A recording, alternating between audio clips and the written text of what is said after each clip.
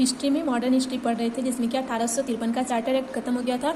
इसके बाद पढ़े थे 1858 का भारत शासन अधिनियम। भारत शासन अधिनियम जो है महारानी विक्टोरिया का घोषणा पत्र भी कहा जाता है। इसे 1 नवंबर 1858 ईस्वी को मिंटो पार्क इलाहाबाद में पढ़ा गया था। निर्देशक और नियंत्रण, इसमें दो काम हुए। पहला, निर्देशक और नियंत्रक मंडल को निरस्त कर दिया गया और इसके अधिकार को नए पद को दे दिया गया। भारत का नए पद को दिया गया, जो कि भारत का राज्य सचिव कहलाने लगा। भारतीय परिषद को 15 सदस्य और एक राज्य सचिव में बांट दिया गया, जिससे इसे ही गृह सरकार कहा जाने लगा। इसके आगे पढ़ेंगे 1861 ईस्वी में भारतीय परिषद अधिनियम है, जिसमें कि काम क्या क्या हुआ। तो सबसे पहले इसमें 1860 ईस्वी में प्रथम इंडियन बजट आया, जिसको पेश किया जेम्स विल्सन। 1861 का भारतीय परिषद अधिनियम। 1860 ईस्वी में प्रथम इंडियन बजट पेश किया गया, जिसे कि जेम्स विल्सन ने पेश किया। 1861 ईस्वी में भारतीय वायसराय को अध्यादेश जारी करने की शक्ति प्रदान की गई।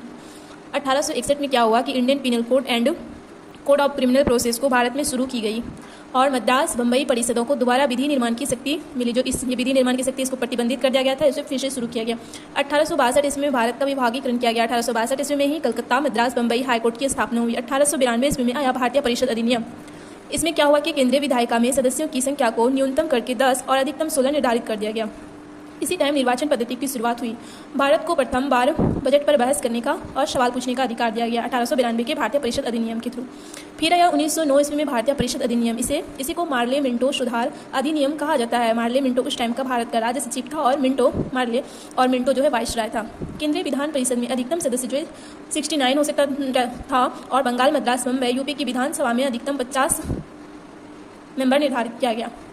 भारतीय मुसलमानों को पृथक निर्वाचन मंडल एवं मतदान के विशेषाधिकार दिए गए और भारतीय मुसलमानों को पृथक निर्वाचन मंडल देने का मतलब था, इनका काम क्या था पृथक निर्वाचन मंडल देने का, कि वोट डालो और राज करो।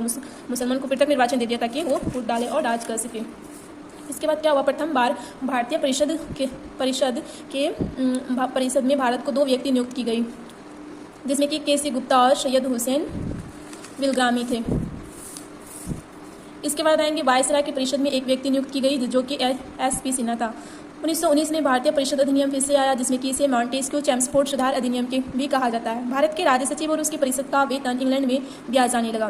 पहले निर्धारित किया गया था कि भारत में दिया जाएगा, फिर से इसे इंग्लैंड से देने का प्रावधान शुरू किया गया 1919 के अधिनियम में। भारतीय परिषद में सदस्यों की संख्या न्यूनतम 8 और अधिकतम 12 की गई। इसी के तहत भारत में प्रत्यक्ष निर्वाचन प्रणाली शुरू की गई। प्रत्यक्ष निर्वाचन प्रणाली 1919 के तहत शुरू हुई। इस अधिनियम के तहत महिलाओं को प्रथम बार मतदान का अधिकार दिया गया और इसी अधिनियम के तहत राज्य सचिव की मदद के लिए एक नए पद बनाया गया, जिसे कि हाई कमिश्नर कहा जाने लगा या फिर उच्च आयुक्त। इसी टाइम केंद्र में द्विसदनीय विधायिका शुरू की गई और केंद्रीय विधान परिषद में मेंबर की संख्या 7 कर दिया गया और केंद्रीय विधानसभा मेंबर की संख्या 145 कर दिया गया, जिसे कि राज्य परिषद भी कहा जाता है केंद्रीय विधान परिषद को, या फिर राज्यसभा, और केंद्रीय विधानसभा को निम्न सदनीय लोकसभा कहा जाता है। इसी के तहत प्रांतों में द्वैत शासन 1919 से 1935 ईस्वी तक लागू रहा।